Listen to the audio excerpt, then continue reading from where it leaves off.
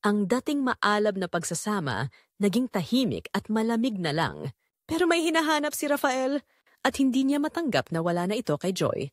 12 taon na silang kasal, pero parang unti-unti nang naglalaho ang init na minsang nagpagulo sa kanilang mga gabi. Noong bago pa lang silang mag-asawa, kahit pagod si Joy sa trabaho, naglalaan pa rin siya ng oras kay Rafael. Isang mainit na haplos, isang matamis na halik, mga simpleng bagay na nagpapatibay sa kanilang pagsasama. Ngunit ngayon, ang Joy na minsang nagbigay sa kanya ng lahat ng atensyon, pag-aaruga at pagmamahal, unti-unting naglaho sa isang mundong hindi na siya kasali. Si Joy ay isang dedikadong nurse sa isang pribadong ospital. Tuwing umaga, nagmamadali itong umalis, bitbit ang bag na punong-puno ng papeles at mga pangangailangan sa trabaho. Minsan, hindi na niya naaalala ang halikan si Rafael bago lumabas ng bahay. Sa pagbalik niya sa gabi, matamlay, pagod, at tila walang interes sa kahit anong bagay maliban sa paghiga sa kama. "Mahal, kumain ka na ba?" Tanong ni Rafael habang inaabot sa kanya ang isang tasang kape nang minsang umuwi ito ng 10 oras ng gabi. "Oh, sa ospital. Ang daming ginagawa. Sobrang nakakapagod." Sagot ni Joy, hindi man lang lumingon sa asawa. Sinundan ni Rafael ng tingin ng asawa habang ito'y dumiretso sa banyo. Wala nang lambing, wala nang matatamis na ngiti. Sa halip, puro buntong hininga at pagod ang pumapalibot kay Joy. Hindi niya ito masisisi. Alam niyang mahirap ang trabaho nito, ngunit hindi niya rin mapigilang maramdaman ang kakulangan. Si Rafael ay dating supervisor sa isang kumpanya ng konstruksyon. Maraming taon niyang binuhos ang oras sa trabaho. Nagpakapagod para sa kinabukasan nilang mag-asawa, pero dumating ang hindi inaasahan, isang retrenchment. Bigla siyang nawalan ng trabaho. Sa mga unang buwan ng pagiging tambay sa bahay, sinubukan niyang maging abala. Inaayos niya ang bahay, nagluluto ng hapunan, sinusubukang punan ang kakulangang naidudulot ng kawalan ng trabaho. Ngunit sa kabila ng kanyang pagsisikap, hindi niya maalis ang pakiramdam na tila siya ay wala ng halaga. Wala na siyang ipagmamalaki. Ang dating matibay na pundasyon ng kanyang pagkatao ay unti-unting gumuho. Hindi na siya ang provider, hindi na siya ang lalaking hinahangaan ng asawa. Sa tuwing titingnan niya ang sarili sa salamin, ang nakikita niya ay isang lalaking napag-iwanan ng panahon. "Mahal mo pa ba ako?" Minsang tanong ni Rafael isang gabi habang nakahiga silang magkatabi.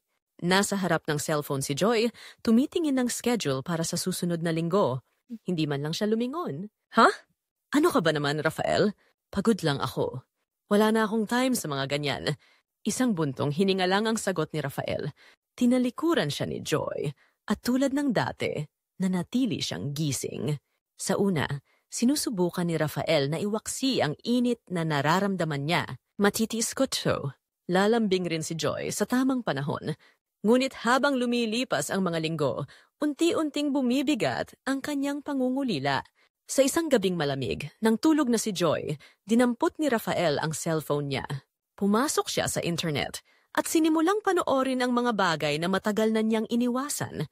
Hindi niya namalayan na magdamag na siyang nakatitig sa screen, bumabalik-balik sa mga eksenang nagpapainit sa kanyang katawan.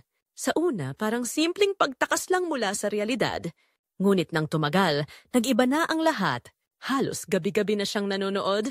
Ilang oras ang ginugugol niya sa pag-scroll ng mga maiinit na eksena. Nakikibahagi sa isang mundo kung saan wala siyang kailangang hintayin, walang kailangang ipaglaban. Sa dilim ng kanilang kwarto, sa katahimikan ng gabi, hinahayaan niyang lunurin at laruin ang sarili sa init ng mga eksenang nagpapakiliti sa kanyang imahinasyon. Ang sariling kamay ang pumupuno sa kakulangang matagal na niyang nararamdaman. Hinahaplos niya ang sarili sa katahimikan ng gabi. Ninanamnam ang init na bumabalot sa kanyang katawan hanggang sa maramdaman niya ang saglit na kaluwagan sa kanyang dibdib, isang panandaliang lunas sa pangungulilang hindi niya kayang ipahayag. Dito, kahit saglit lang, kaya niyang maramdaman ang init na matagal nang nawala sa kanilang pagsasama. Hindi nagtagal, naging cycle na ang buhay nila. Si Joy abala sa trabaho. Si Rafael, nakababad sa kanyang lihim na libangan, hanggang sa dumating ang araw na pati ang simpleng paghawak sa kamay ni Joy ay hindi na niya ginagawa. Naging estranghero sila sa isa't isa. Isang gabi, hindi na nakatiis si Rafael. Sinubukan niyang lambingin si Joy. Hinalikan ito sa leeg habang nakatalikod. Pero imbes na lumingon at sagutin siya ng halik, pinigilan siya ni Joy. Rafael, pagod ako. Matulog na tayo. Malamig ang tinig nito, walang halong lambing. Doon niya naramdaman ang sakit. Hindi lang dahil tinanggihan siya, kundi dahil pakiramdam niya, hindi na siya kailangan ni Joy. Sa sumunod na araw, habang naghahanda si Joy para pumasok sa trabaho, tumingin si Rafael sa kanya. Pero sa pagkakataong ito, wala na siyang nararamdamang pag-asa. Sa halip, unti-unti siyang tinatablan ng ibang damdamin, galit, lungkot, pangungulila. Habang nakatalikod si Joy, walang kaalam-alam sa nararamdaman niya, isang tanong ang sumagi sa isip ni Rafael. Hanggang kailan ko titiisin ito? At sa unang pagkakataon, napaisip siya kung dapat pa ba niyang hintayin si Joy o kung dapat na siyang humanap ng ibang paraan para mapunan ang kanyang hinahanap. Sa gabing iyon, nang tulog na si Joy, bumalik si Rafael sa kanyang cellphone. Pero sa pagkakataong ito, hindi na lang siya nanood. Naghanap siya ng kausap at doon nagsimula ang mas malaking kasalanan. Dati, asawa niya lang ang gusto niya. Ngayon, iba na ang nagpapainit sa kanyang gabi. Sa una, simpleng panonood lang ang ginagawa ni Rafael. Isang mabilisang pagtakas mula sa lamig ng kanilang relasyon. Ngunit habang lumilipas ang mga gabi, unti-unting nawala ng bisa ang panonood lang. Parang may kulang, parang hindi sapat. Naghahanap siya ng mas matindi, mas personal, isang bagay na kayang punan ang kakulangan sa kanyang puso at katawan. Isang gabi, sa isang ad sa gilid ng kanyang screen, may nakita siyang chat room para sa mga lalaking katulad niya. Isang online forum kung saan pwedeng makipag-usap sa ibang tao na may parehong hinanakit at hinahanap sa buhay. Sa pag-aakalang walang mawawala, pinindot niya ang link. Sa una, nagbasa-basa lang si Rafael ng mga kwento ng ibang lalaking nararamdaman din ang nararamdaman niya. Pagkabagot, pangungulila, at paghahanap ng init. Ngunit nang lumaon, napadalas ang pagbisita niya sa site. Hindi lang siya basta nagbabasa, sumasagot na rin siya sa mga diskusyon. Nagkukwento, nakikisimpatya. Hanggang sa isang gabi, may isang pribadong mensahe siyang natanggap. Hi, mukhang tahimik ka. Gusto mong makipagkwentuhan? Ang mensahe ay mula sa isang babaeng may username na Mia22. Sa kanyang profile picture, isang magandang babaeng nakangiti. May matang tila ng aakit. Sa simula, nag-alinlangan si Rafael. Ngunit dahil sa init ng kanyang damdamin at kagustuhang may makausap, sumagot siya. Hello, ngayon lang ako napadpad dito. Sagot ni Rafael. Oh, baguhan? Haha, hindi halata. Masyado kang seryoso sa mga post mo. Natawa si Rafael. Matagal na rin siyang hindi nakakaranas ng ganitong klase ng kaswal at mapanuksong usapan. Mula doon, lumalim ang kanilang usapan. Nagsimula sila sa simpleng kwentuhan tungkol sa trabaho, sa buhay, sa pang-araw-araw na stress. Si Mia ay isang OFW sa Dubai, isang dalagang may matinding pangarap, ngunit tila may kulang sa kanyang buhay. At habang sila'y nag-uusap, unti-unting napuno ang kawalan sa puso ni Rafael. Lumipas ang ilang linggo at gabi-gabi na silang nag-uusap. Sa una, simpleng palitan lang ng kwento, ngunit unti-unting lumalim ang usapan. Habang tumatagal, nagiging mas matindi ang kanilang ugnayan. Hindi lang salita ang palitan, unti-unti, naging mas daring ang kanilang ginagawa. May mga gabing nagkakausap sila ng mas matagal, mas pribado. Si Mia ay tila may talento sa pagpaparamdam ng init kahit nasa libu-libong kilometro ang layo nila. Alam mo, Rafael, kung nandito ka lang siguro baka iba ang takbo ng usapan natin ngayon. Malanding biro ni Mia. Natawa si Rafael. Ngunit may kung anong kiliti ang dumaloy sa kanyang katawan. Hindi na lang ito basta kwentuhan. Unti-unti nagiging mas matindi, mas delikado, mas personal. Sa isang gabi ng kanilang pag-uusap, habang si Joy ay nasa ospital at si Rafael ay mag-isa sa bahay, isang mensahe ang bumungad sa kanya.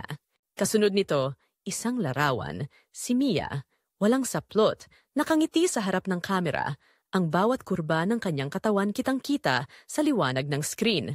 Alam mo bang hindi ako nakasuot ng kahit ano ngayon? Muli, natawa si Rafael, pero ramdam niya ang matinding pag-init ng kanyang katawan. Sinundan niya ito ng isang larawan ng sarili niya, hubad sa kama. Halos hindi na siya nag-isip kung tama ba ito. Ilang saglit lang, dumating ang sagot ni Mia. Isang mas mapangahas na larawan, isang titig na puno ng pang-aakit.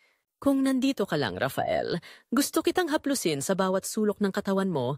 Gusto kong maramdaman kung gaano ka kainit sa ilalim ng aking mga daliri. Napalunok si Rafael.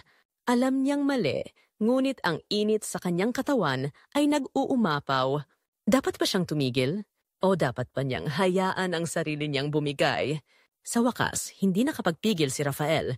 Habang ang kanyang mga daliri ay dumadama sa bawat init na naipon sa kanyang katawan, pinikit niya ang kanyang mga mata at hinayaan ang sarili niyang malunod sa sensasyong hatid ng matagal ng pinagkakait na pagnanasa. Bawat hinga niya ay mabigat, bawat paghaplos ay mas matindi kaysa sa dati. Sa kanyang isipan, hindi na siya naroon sa kanyang malamig na silid. Kasama na niya si Mia, dama ang init ng kanyang balat, ang bulong nitong puno ng pang-aakit, at ang imaheng gumising sa kanyang pinakamatinding pagnanasa. Samantala, hindi napapansin ni Rafael na si Joy ay nagsisimulang mapansin ang pagbabago sa kanya. Napansin niyang madalas nang gising si Rafael kahit 10 oras ng gabi. Hindi na rin ito madalas lumalapit sa kanya, hindi tulad noon.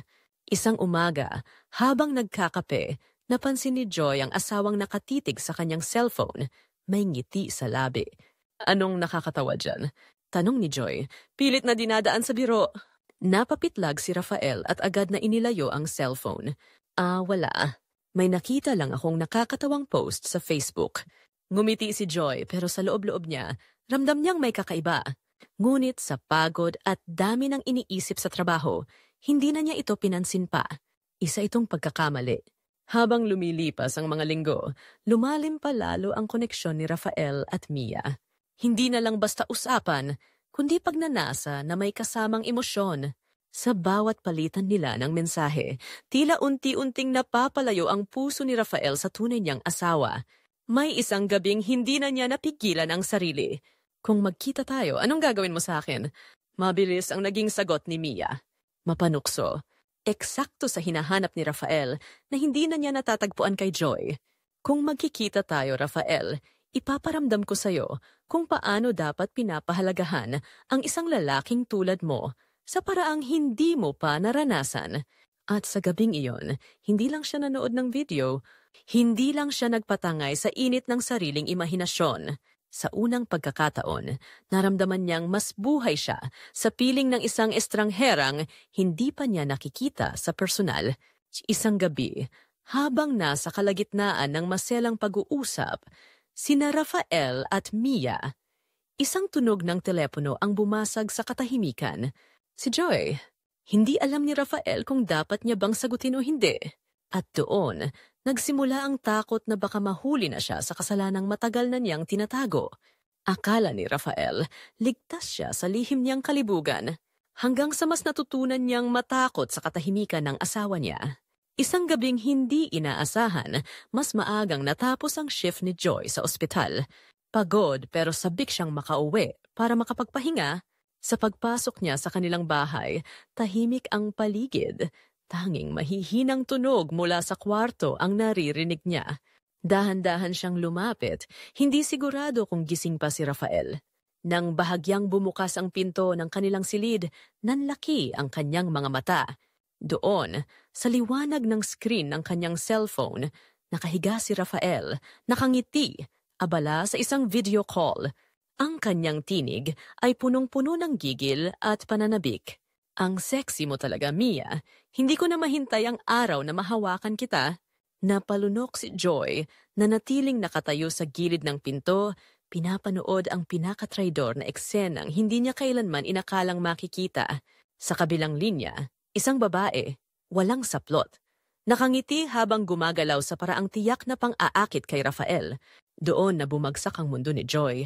Ang kanyang dibdib ay tila pinipiga sa sakit. Ang lalaking ipinagkatiwala niya ng kanyang puso, ngayon ay may ibang iniibig kahit sa virtual na paraan. Napuno siya ng emosyon, galit, pagkabigo at matinding lungkot. Ngunit imbes na sumugod at ipahiya si Rafael, pinili niyang manahimik. Sa buong magdamag, hindi siya nakatulog. Ang sakit na bumalot sa kanya ay tila lason na unti-unting pumapatay sa kanyang loob. Ngunit kasabay nito, may isang bagay na lalong lumalakas sa kanyang dibdib, determinasyon. Sa halip na magwala o magpakita ng galit, pinagmasdan niya si Rafael na mahimbing na natutulog matapos ang kanyang makamundong usapan. Akala mo ba hindi ko malalaman? Bulong niya sa sarili habang ang mga luha ay bumabagsak sa kanyang pisngi. Sa umagang iyon, habang tulog pa si Rafael, kinuha niya ang cellphone nito. Nanginginig ang kanyang kamay habang dahan-dahang binubuksan ang messenger app. At doon niya nakita ang lahat. Mga litrato ni Mia, mga malalaswang mensahe, at mga pangakong tila ba silang magkasintahan. Isa-isang screenshot ni Joy ang mga ebidensya, tiniyak na hawak niya ang patunay bago siya kumilos. Sa bawat imaheng nakita niya, lalo niyang nararamdaman ang galit sa dibdib niya. Ngunit hindi pa ito ang tamang oras para sumabog siya. Sa mga sumunod na araw, nagsimulang mapansin ni Rafael ang kakaibang kilos ni Joy. Hindi ito galit. Hindi rin ito umiiyak. Sa halip, tila mas naging maaliwalas ang kanyang mukha. Mas madalas na siyang nag-aayos. Mas bumabango tuwing aalis ng bahay at tila mas abala sa sarili niyang mundo. Hindi lang iyon. Kapag magkasama sila, hindi na ito nagrereklamo kapag hindi siya pinapansin ni Rafael. Hindi ito nagtanong kung bakit abala siya sa kanyang telepono. Hindi man lang siya nagtatangkang alamin kung ano ang ginagawa niya tuwing 10 oras ng gabi. Sa halip, nagpakita si Joy ng isang bagay na hindi kailanman inasahan ni Rafael. Kawalan ng interes. Mahal, okay ka lang ba? Parang iba ka nitong mga araw. Tanong ni Rafael isang gabi habang nakaupo silang magkasabay sa hapunan. Ngumiti si Joy. Oo naman, bakit ko ipag-aaksaya ng oras ang mga bagay na hindi ko na kayang baguhin? Napakurap si Rafael. May kung anong kirot sa kanyang dibdib na hindi niya maipaliwanag. Bakit parang walang epekto kay Joy kung siya'y hindi na nito pinapansin? Bakit parang siya pa ang nakakaramdam ng kaba? Habang lumilipas ang araw, unti-unting nawala ng gana si Rafael sa kanyang virtual affair. Hindi niya maintindihan kung bakit bigla siyang nagkakaroon ng interes sa kanyang asawa muli. Baka dahil sa paraan ng pagdadala nito sa sarili, o baka dahil sa hindi na siya nito hinahabol gaya ng dati. Ngunit hindi niya alam, si Joy ay kontrolado ang laro. Sa isang gabi, habang si Rafael ay nakaupo sa sala, dumaan si Joy suot ang isang body-hugging dress, isang bagay na hindi niya na nakikitang suot ng asawa noon. Natulala siya. May pupuntahan ka ba? Tanong niya. Ngumiti si Joy. Inilagay ang hikaw niya at tumingin sa salamin. May dinner lang kasama ang mga kaibigan. Isang matinding saksak sa ego ni Rafael. Dati, si Joy ay isang simpleng babae na sa kanya lang umiikot ang mundo. Ngunit ngayon, iba na ang pakiramdam niya. Para bang siya naman ngayon ang natatakot na mawalan ng atensyon mula kay Joy. Habang pinagmamasdan ni Rafael ang papalayong asawa, hindi niya maiwasang maramdaman ang isang bagay na hindi niya naramdaman noon. Takot. Akala ko ako ang may hawak ng sitwasyon. Pero bakit parang ako ang natatalo? Hindi niya alam na nagsisimula pa lang ang plano ni Joy. At sa susunod na yugto ng kanilang buhay, matututuhan ni Rafael na ang pinakamalaking pagsubok sa isang lalaking nagkasala ay ang matakot na hindi na siya gusto ng babaeng minsan niyang binaliwala. Akala niya, siya lang ang may itinatagong lihim. Pero ang hindi niya alam, si Joy mas matindi ang paghahanda niya. Pagkatapos ng matinding sakit na naranasan niya, napagtanto ni Joy na hindi sapat ang magalit at umiyak. Hindi siya biktima. Hindi siya magiging isang babae na basta na lang itatapon. Kaya naman, nagpasya siyang bumangon, hindi lang para sa sarili kundi para iparamdam kay Rafael ang bigat ng ginawa nito. Nagsimula sa maliliit na pagbabago ang kanyang plano. Mula sa pagiging simpleng babae na bihira ng mag-ayos, unti-unting bumalik ang dating Joy, ang Joy na laging handang harapin ang mundo na may kumpiyansa at alindog. Nagbago ang kanyang pananamit. Mula sa maluluwang na uniforme, mas naging pino at maayos ang kanyang bihis. Hindi sobrang lantad, ngunit sapat para mapansin ang kanyang natural na kagandahan. Sa unang pagkakataon matapos ng maraming taon, naglaan siya ng oras para sa sarili, bumili ng bagong damit, nagpaayos ng buhok, at nagbalik ng kaunting kolorete sa kanyang mukha. Hindi siya naging mapanukso, ngunit may kakaibang aura ang kanyang pagbabago. Isang aura ng isang babaeng hindi mo dapat paliwalain. Sa ospital agad itong napansin ng kanyang mga kasamahan. Isang doktor ang lumapit sa kanya isang umaga sa pantry. Joy, parang iba ka ngayon ha? Mas blooming. Ano ba ang sikreto? Tanong ni Doc Marco, isang respetadong doktor na kilala rin sa pagiging palakaibigan at charm sa mga babae. Ngumiti lamang si Joy at bahagyang umiling. Wala naman, Doc. Siguro mas natutunan ko na lang alagaan ang sarili ko. Ngunit hindi lang si Doc Marco ang nakapansin. Marami sa kanyang kasamahan ang biglang naging mas palakaibigan. Mas madalas siyang kausapin at may ilan pang naglalakas loob na purihin ang kanyang bagong anyo. Hindi niya ito hinanap pero hindi niya rin ito tinanggihan. Sa tuwing dumaraan siya sa hallway ng ospital, ramdam niya ang mga mata ng kanyang kasamahan, mga titig ng paghanga at pagkabighani. Sa unang pagkakataon, hindi na niya nararamdaman ang pagiging invisible sa paligid.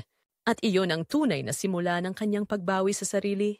Dahil sa bago niyang tiwala sa sarili, hindi nagtagal at napansin din ito ni Rafael. Sa simula, hindi niya ito pinansin.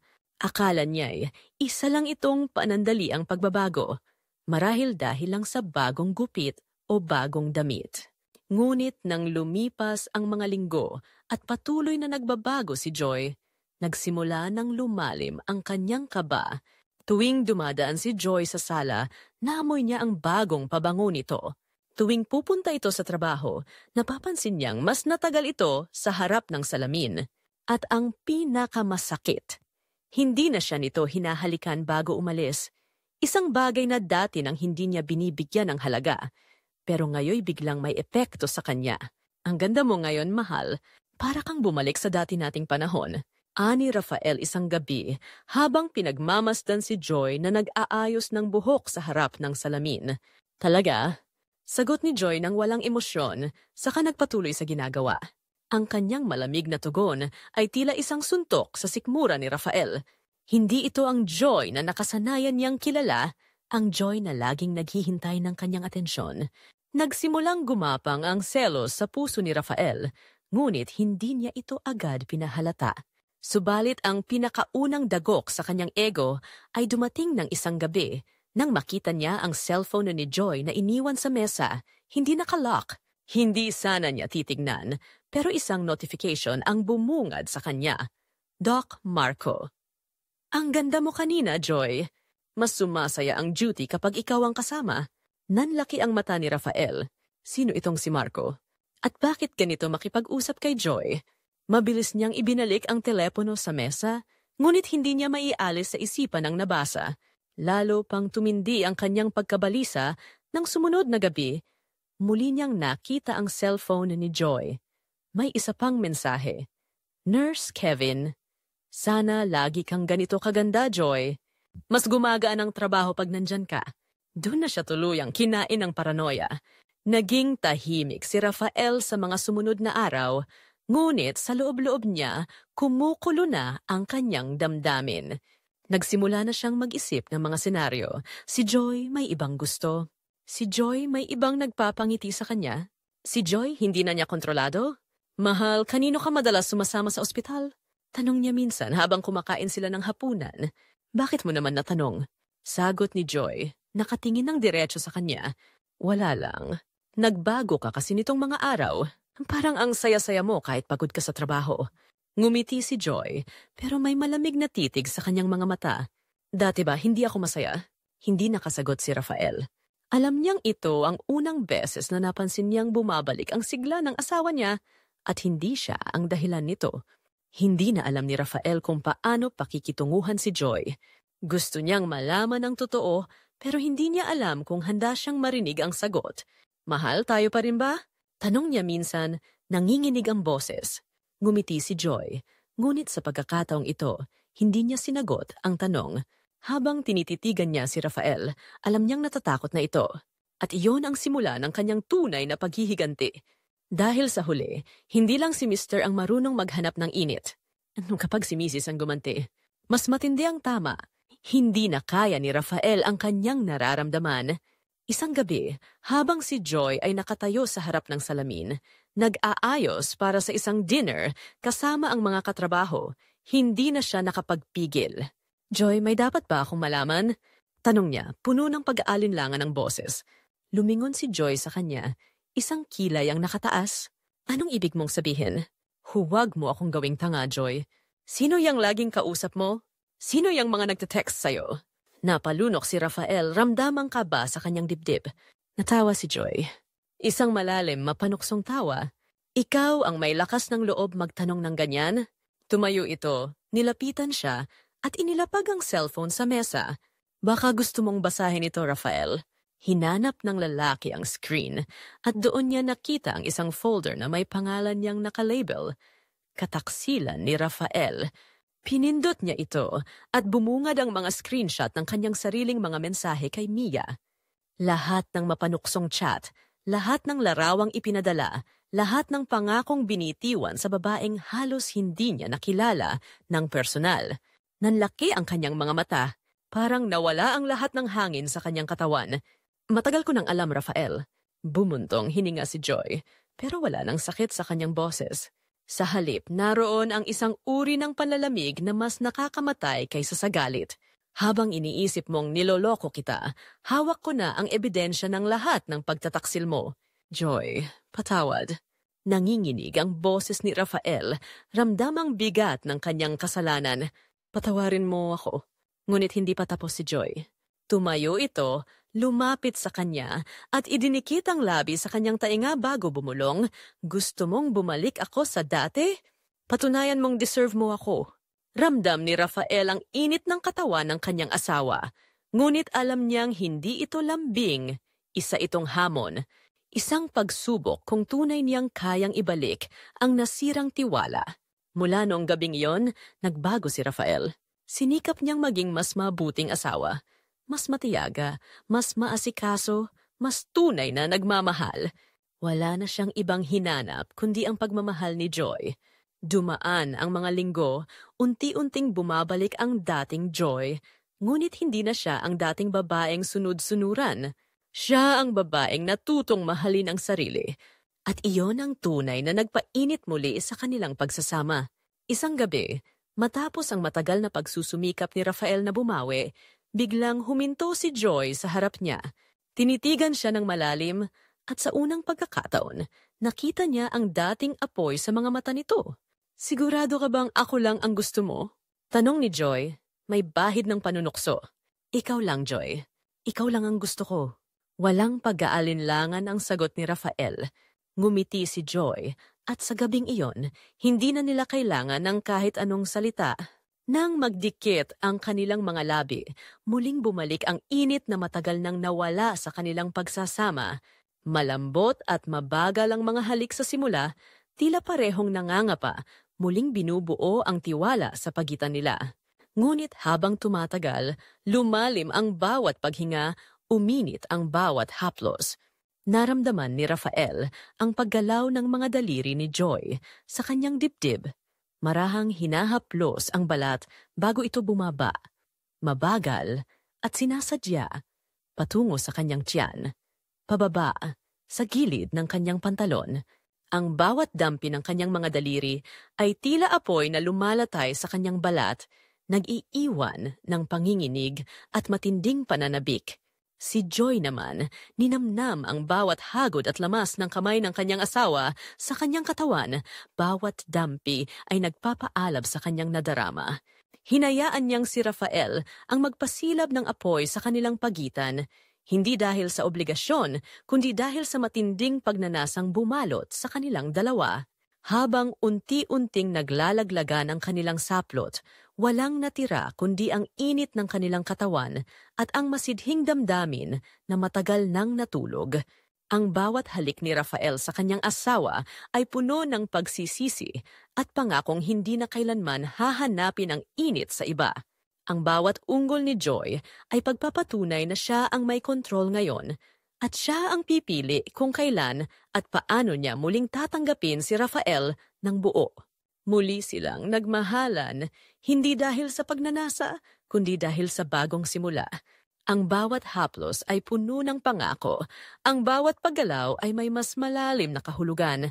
Sa silid na minsang naging saksi sa kanilang pagkakahiwalay, ngayon ay bumabalik ang init ng isang pagmamahal na mas matibay, mas totoo, at mas matindi kaysa noon. Habang pinagsasaluhan nila ang kasabikan ng isa't isa, unti-unting bumilis ang kanilang galaw, ninanamnam ang bawat sandali, ang bawat unggol na pumupuno sa kwarto. Hawak kamay, magkahinang ang kanilang katawan, at sa sukdulan ng kanilang pagsasama, kapwa nila narating ang rurok, isang matamis at mapusok na pagtatapos, isang hudyat ng bagong simula para sa kanilang dalawa. Nang matapos ang kanilang gabi ng matinding pag-iisa, magkahawak kamay silang nakahiga sa kama, parehong humihingal, parehong may ngiti sa labi. Hindi na sila kailangang magsalita. Alam nilang ang gabing iyon ang nagbalik ng kanilang relasyon sa mas matibay na pundasyon. Dahil sa huli, hindi lang si Mr. ang marunong maghanap ng init. Kapag si Mrs. ang gumanti, mas matindi ang tama, the end.